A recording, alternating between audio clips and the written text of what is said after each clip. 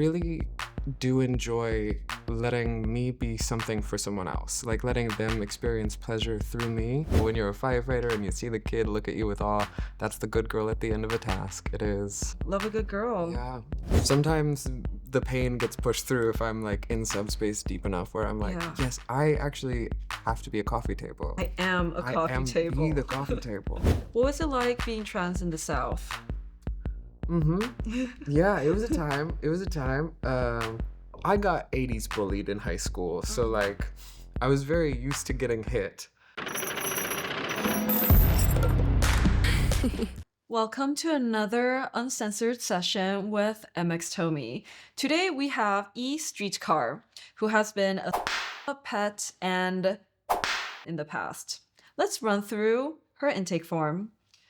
They are based in LA, and for today's form of play, it is a podcast session, although they are into absolutely everything except for, and we're gonna have to bleep this part out. E, welcome to the podcast. Cute. What are you wearing today? Can you stand? Oh yeah, totally. Mostly thrifted garbage that I've sewn together. Love. And you've had this collar since you were... Since I was like 14. Aww, what does it say there? It says wax, if lost, return to hell. The old stage character I used to play. Okay, love. Welcome to the session. E, I think to begin, we should do a little pre-session breathing exercise to really sink us into the session room. So if you could close your eyes. Breathe in and out. Right now, there is no one else in the room except for the two of us. I want you to feel your body and feel yourself just waking up from the bottom of your toes, all the way up to your knees, all the way up to your chest, and all the way up to your head. I want you to get ready to start playing with me. Say yes, mistress, when you're ready. Yes, mistress. Good girl. You may open your eyes. Okay, gentle subs, let's talk about something we all notice, but I only talk about usually behind the paywall. If you want to level up in the bedroom, this is your sign. Popstar Labs makes doctor-formulated volume and taste supplement designed to naturally support volume down there and overall bedroom confidence. Ingredients like zinc, bromelain, and L-arginine work together to help you show up stronger when you want to be strong. More volume, more confidence, better finish. It's just 4 pills a day, and the longer you take it, the better the results.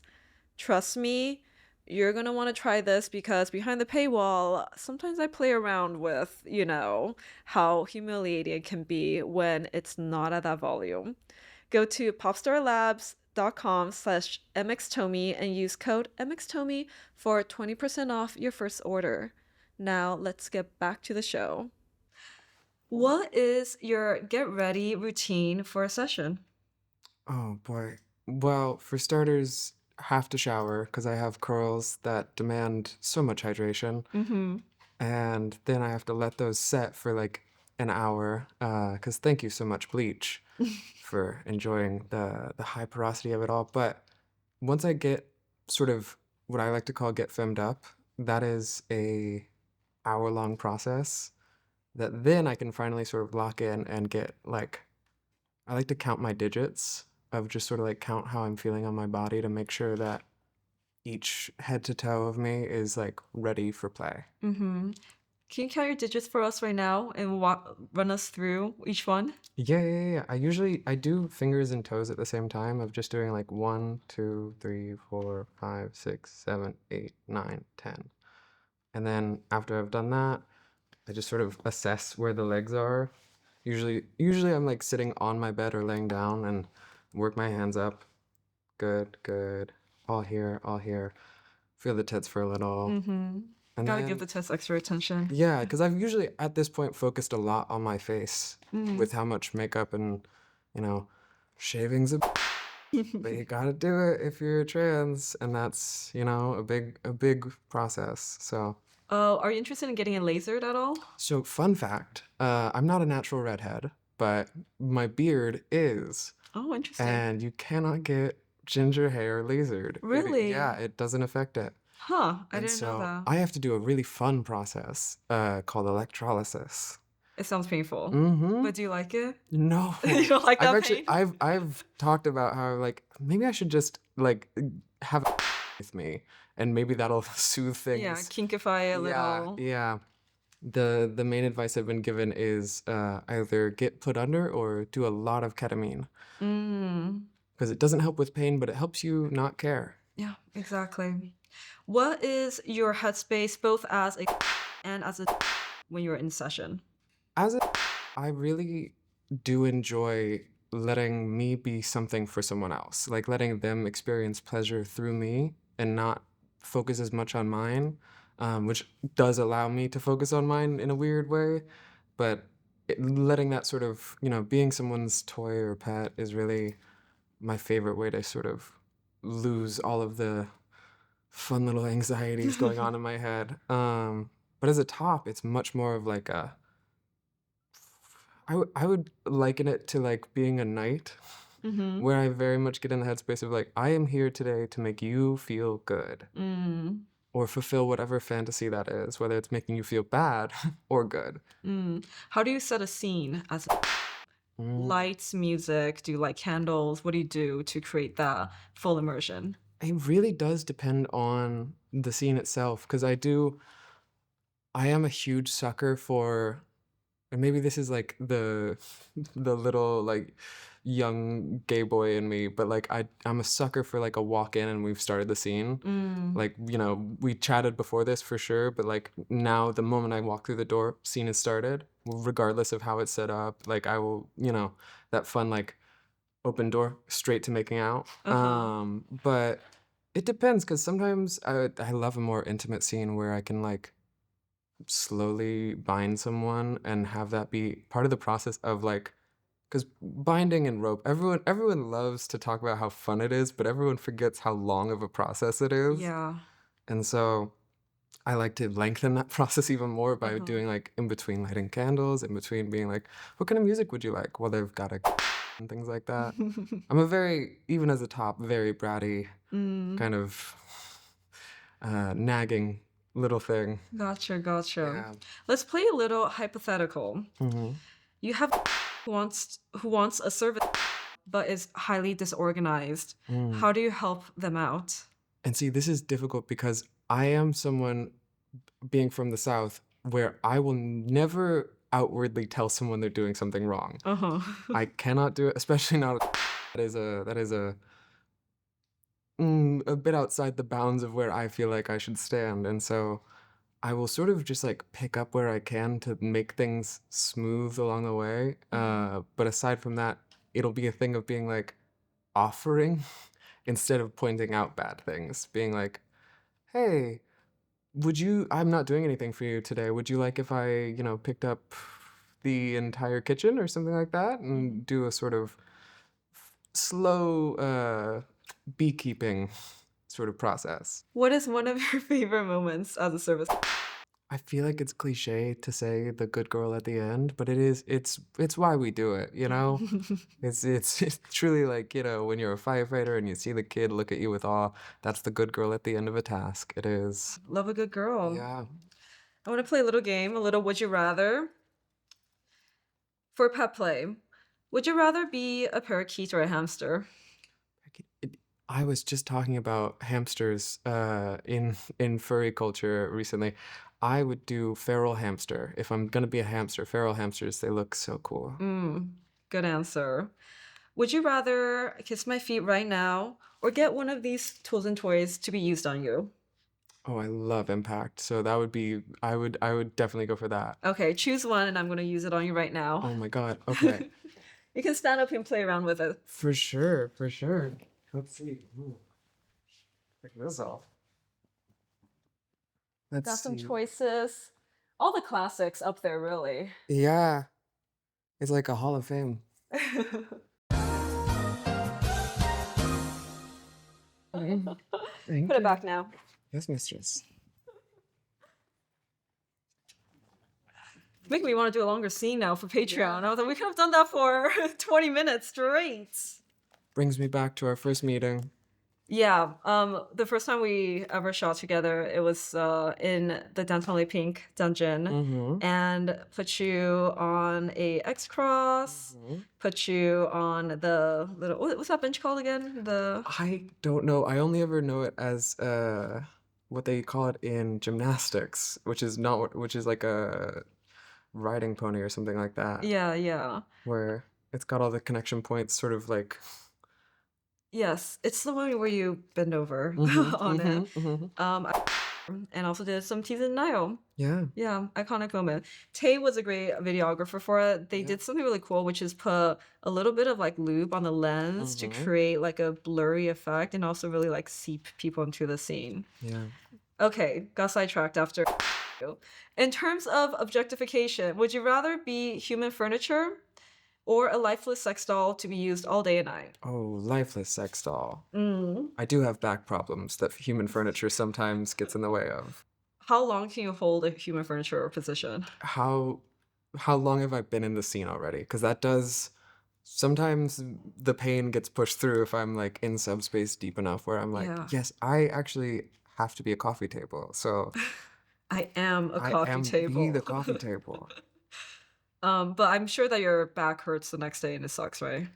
It varies. I think there's a mind over matter thing with like I feel like I've talked to others about this where sometimes you push your body past its physical limits and you're fine because you're pure of heart.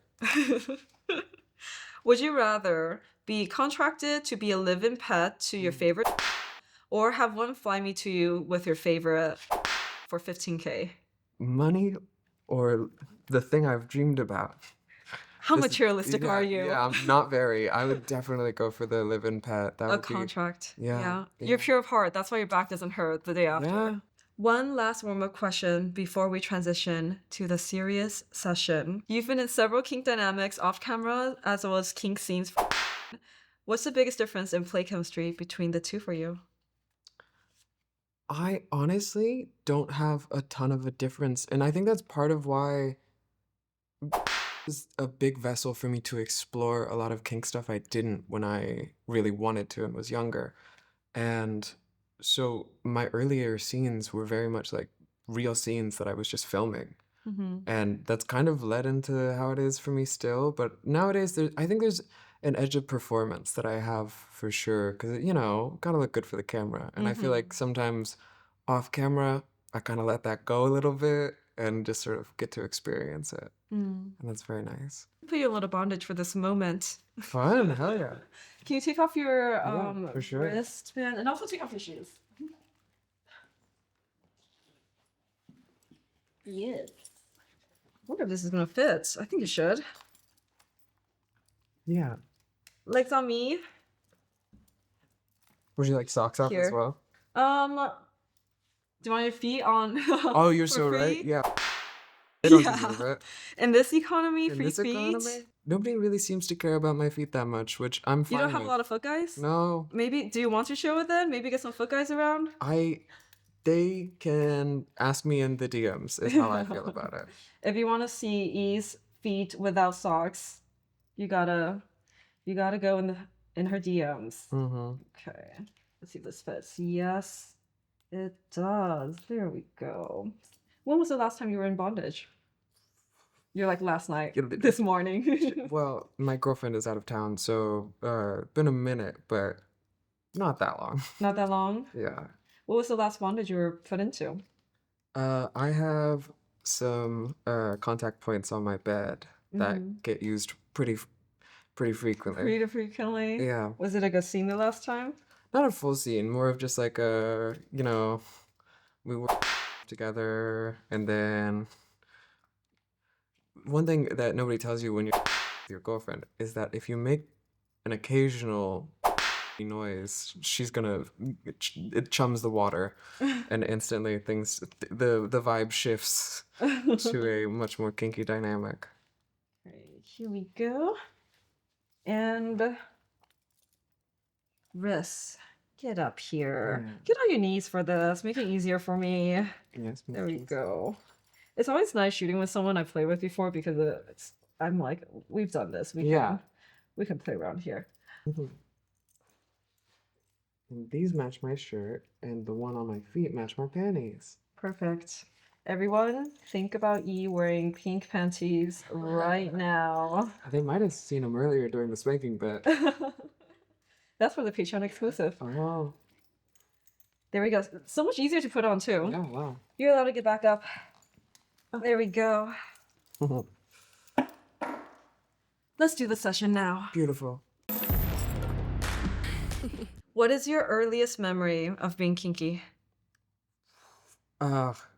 It was one of the first times I ever found when I was much younger. I found it was one of those things where, you click on an ad and then it leads you to a website and then you click on another ad. Mm-hmm. And somehow I had found myself on a website that was like, and I'm so sure this was a scam. And if it wasn't, the authorities should be contacted probably, Uh-huh. because it was sell yourself into slavery for a Russian. Oh my God. And I just remember thinking like, You were deep in there. well, hey, listen, a couple errant clicks lead you some crazy places online. But I just remember being like, that sounds kind of nice. To not have to think about stuff for a little bit, that sounds good. No fear at all, just like, No, that's for me. yeah. I get to learn Russian maybe. Yeah. Do you know any Russian phrases? I know some Czech, and I think this is the nickname I have for my cat who is Russian, which is mi podushka, Mm, which just means my pillow. that's so cute. Yeah, because he always likes to lay directly on my neck. Was there a Russian website or from Russian Yeah, town? Okay. yeah.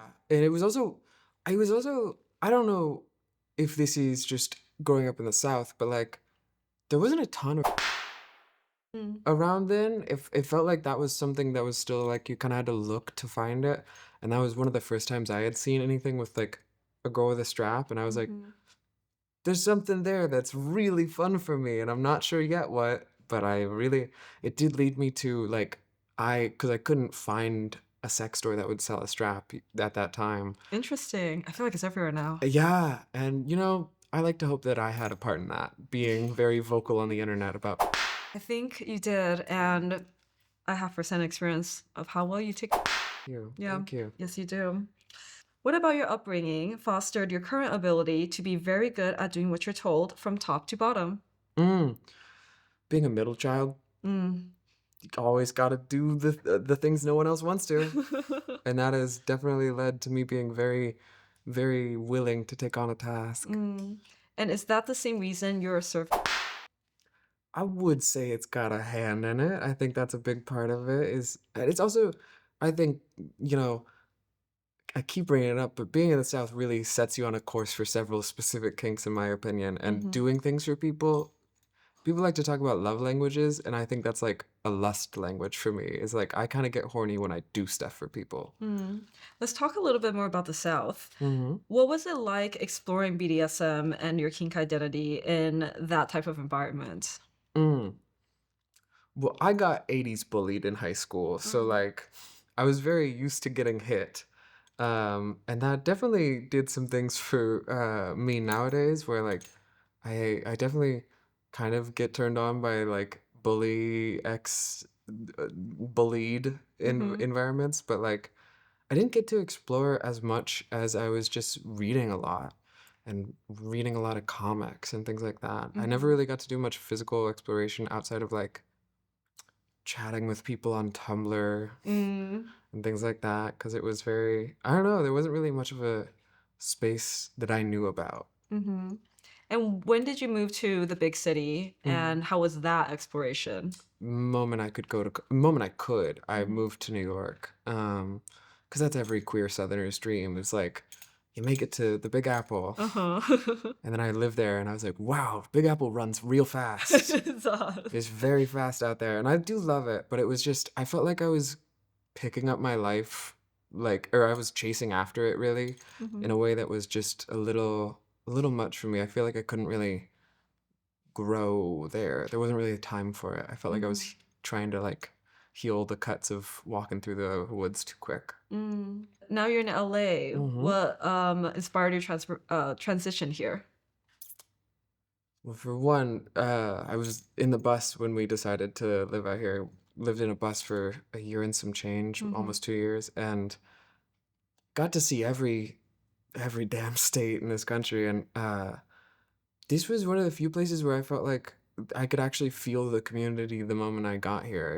It was really lovely, especially like the amount of trans people, the amount of lesbians out here. It's been really nice to like have roots for once Mm-hmm. that felt like they were mine. Yeah. Yeah. And for the people listening, what is the bus? Because I Yeah. visited it. It's kind of iconic. Yeah. Yeah. Yeah. So my ex and I, Taylor, love that guy. Mm-hmm. We lived in a little short bus that we had outfitted. It's a school bus. Yeah, Yeah, yeah, it's a yeah, school yeah, yeah. bus. It was 5 windows. I think baby blue or some beautiful shade, and we were traveling in it and making content wherever we would go. And uh, a lot of it, what that was kind of us coming off of getting our notoriety online, and then we got in the bus to sort of like take a little bit of like we would like to be on our phones a little less, and definitely was, but it let me kind of figure out what I like in a city Mm-hmm. because I visited so many of them. But it just kind of got lonely, and the moment I got here and felt community, I was like, oh, apartment, please, Mm-hmm. please, an apartment. Yeah. A shower, Mm-hmm. a kitchen, Yeah, all yeah, of yeah, yeah. that. Oh my God, I need a bath. That is Yeah. one thing.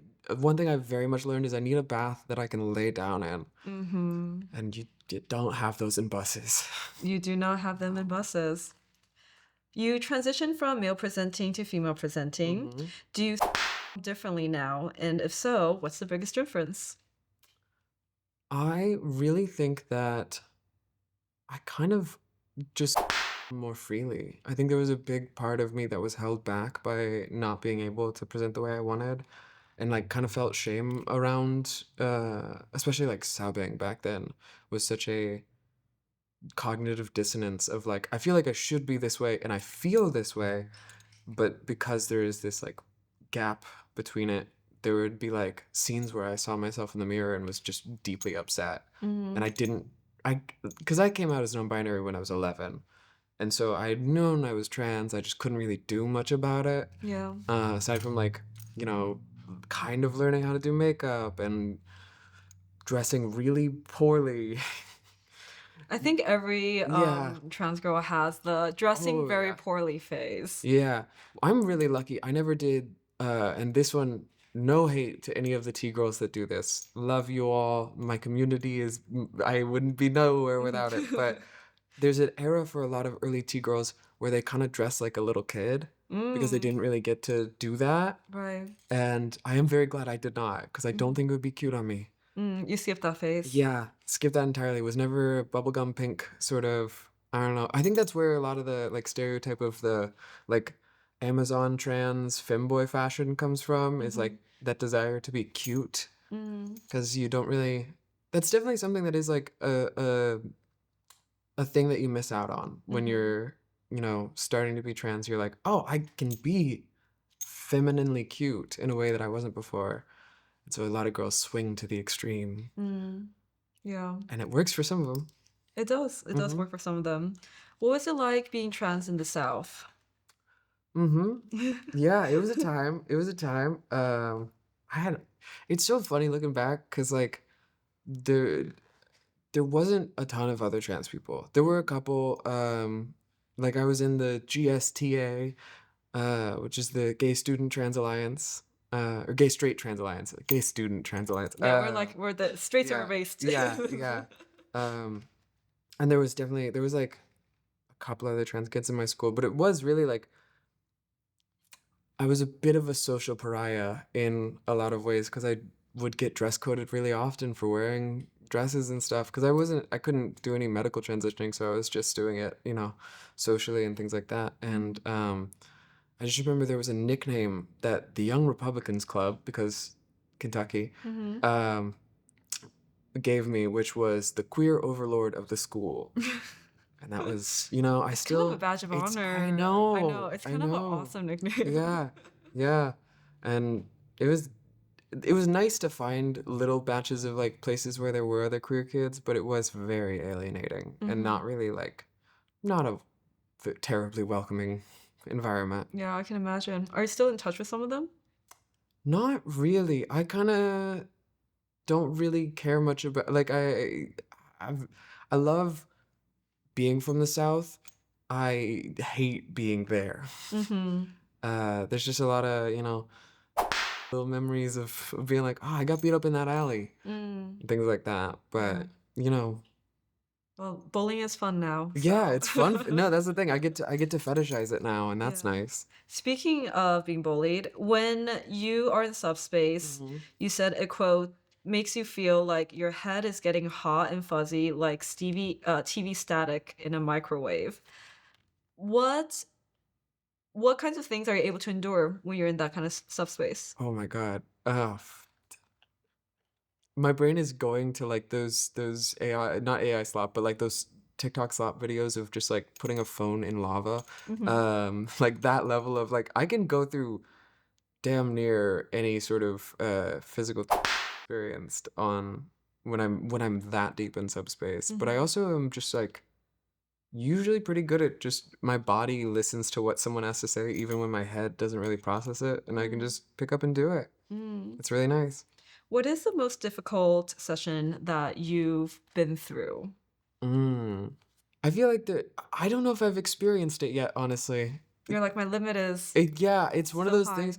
I feel like there's an interesting thing that happens with me where not a lot of people I'm a little scary. I don't know if that has ever come across to you, but a lot of people tell me that they're scared of me before they That meet did me. not. I know, I know. I think I'm a joy to be around. I think so But too. most people, I think they see the way that I I've been told I look at people like I want to eat them, and Mm. that's sometimes true, but most of the time I'm just autistic. And so I feel like a lot of people don't really want to go as hard with me because they think that I'm not an experienced, think that like I'm usually a top, so now I should, you know, we should tread lightly around. But Mhm. I don't know. I don't think I've gotten someone who's really given it to me yet. Mm. When you imagine a difficult session then, Mm, what does it look like? What is something that would really push you to that, like, other space? probably being physically incapable of doing something I was told to do. Like Mm. having some sort of physical pain implement being sort of like like if there's a task that I have on the other side of a room and the thing between me and that thing is like some sort of physical pain that I have to go through, Mhm. that feels like the main way to get me to like push my limits. Yeah, so like a saw contraption where you Yeah. have to, like, use a Yeah. spoon to take off your leg in order Yeah. to, I don't know, wash dishes? Yeah. Yeah, pretty much. Okay, whichever listening, that is the session that you need to go through to get into that headspace. Yeah. Are you ready for aftercare? Love it. Yeah. Okay, let's get the ropes and get this off of Mm. E. Before we go, let's talk about leveling up. If you care about performance when you're not subbing, you should know about Popstar Labs. They make doctor formulated volume and taste supplement designed to naturally increase volume down there, enhance taste, and boost overall confidence in the bedroom. Because let's be honest, details matter. It's made in the US with ingredients like zinc, bromelain, and L-arginine, and it's simple. Just 4 capsules a day. The longer you take it, the better the results. And you want to show up stronger, finish stronger, and feel stronger when you're not subbing. That balance is important. And this might be your new secret weapon. Head to popstarlabs.com/mxtomie and use code mxtomie for 20% off your first order. Trust me, you're gonna want to try this. Do you wear robes for your aftercare? I usually like my aftercare while I'm still naked, Mm-hmm.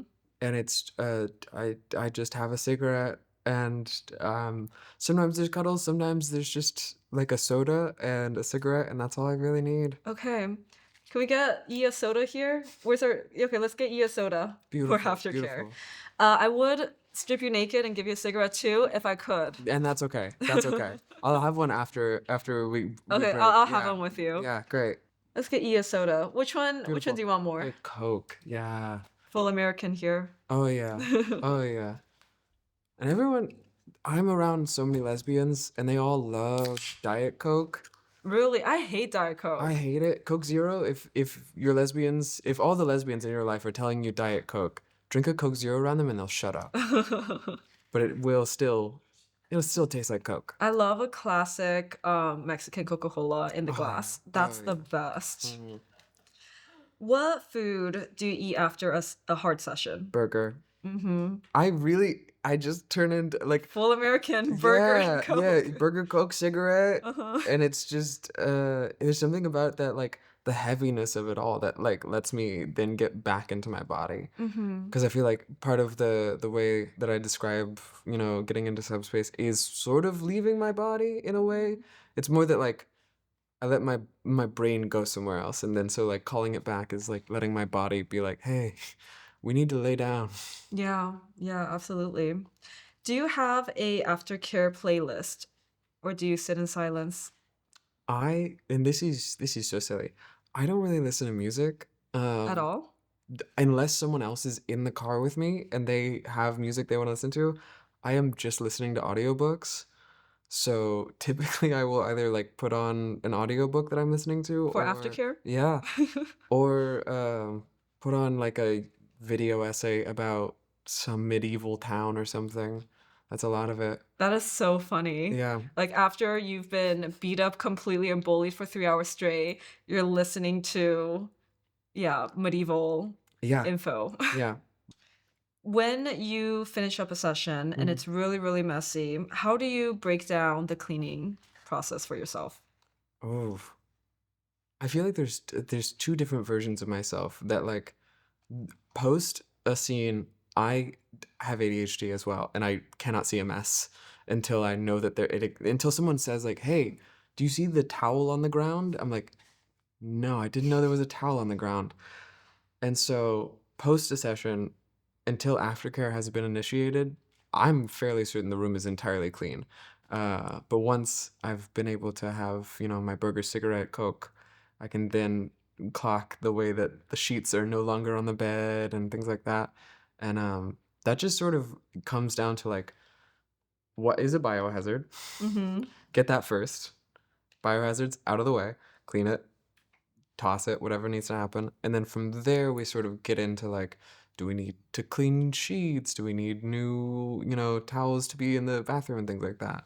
And just sort of slowly going to like essential, needed fastest before, bad stuff happens. And then go into non-essential, like, okay, cool, the lube bottle needs to go back in the drawer and that's fine. Okay. Yeah. Speaking of cleaning, let's get the cleaning cart out here. You're going to have to wipe down your own restraints. Fair enough. Wait, I've shot here before, and I forgot they have a great little cleaning section here. They do. Oh. Okay, show the crowd. Right. Yeah. So with silicone, I'm pretty certain you can use alcohol with I've not done alcohol on silicone restraints, but I believe they should be okay. Nope. Yes, they are okay. Got that. Lovely. And so I'm like 100% sure, but I'm like, oh my God, what if it's not? And someone in the comments is like, we're gonna have to edit that out. hey, oh no, you're gonna call me a dumb I do believe deeply in spray on the towel, not the thing you're trying to clean, and go for the contact points first where it touched the skin. After that, leaning towards the more sort of in the space sections of it. I will tell you, if you are cleaning something and you notice a rip on it, you should throw that kink item out. Typically, a rip indicates that there could be some sort of breach in, any sort of bacteria and things like that. This is silicone though, so it's not the most, like with leather and things like that, if there's rips in leather, you gotta throw that out. Yeah. But outside of that. Also, if you're in a dungeon and there's a broken bondage device, you should tell the owner immediately so that they can replace it, or you'll have to replace it if you're the one who broke it. It's also to avoid moments like we just had where I was trying to put you in something. I was like, oh, it's broken. Always put your bondage devices in the dungeon where you initially found it. There has been one too many times where I'm trying to look for something and it's not there. And it's like in the box of dildos instead. I'm like, you guys, it's not that hard. You like didn't make a mistake like that. Yeah. For leather. Do we not do alcohol? You do not do alcohol. Right. And I knew that. Yeah, there we go. Your brain is not there at all. Nope. For leather, you have to use a leather cleaner, which Beautiful. is somewhere. It should be here. Where's the leather cleaner here? Is it the Steridol? No. Beautiful. So for leather, you have to use a leather cleaner, or otherwise it degrades the leather. If you look at hand it to me.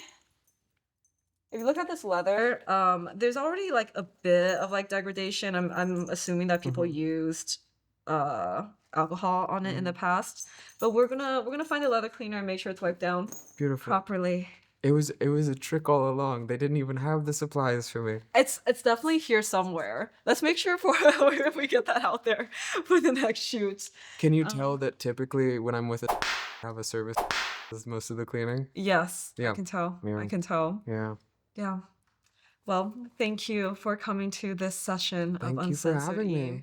Is there anything that you want to let the audience know about you that we haven't covered? We didn't talk about it, but I'm a huge love to do all of this stuff, so I'm very happy to be here. This was Did we not talk about it? I feel like we did talk about it enough. I could never talk about it enough. Well, Yeah. you're gonna have to watch all of E's slutty videos. Go to all the slutty performances that E also does in order to fully experience Yeah. what you can do. Wonderful. Yeah. Thank Thank you you. for coming. Thank you. Oh. Keep on hitting that. What is one of your favorite moments as a service? I'm gonna say that again. What is one of your favorite moments as a service? Okay. You know, something that people don't really realize is like with long nails, every single bondage device is like 25 times more difficult than expected. Yeah. Let's see if this goes up. Are we getting close up to me struggling here? I'm a professional. Trust me. Oh no, this is broken. Let's see. Let's make this work. It's a lot more difficult to clean, but hey, you know. Yeah, it is a lot more. This one you can just drench it. Yeah, that one. Alcohol. Throw it in soup. Yeah.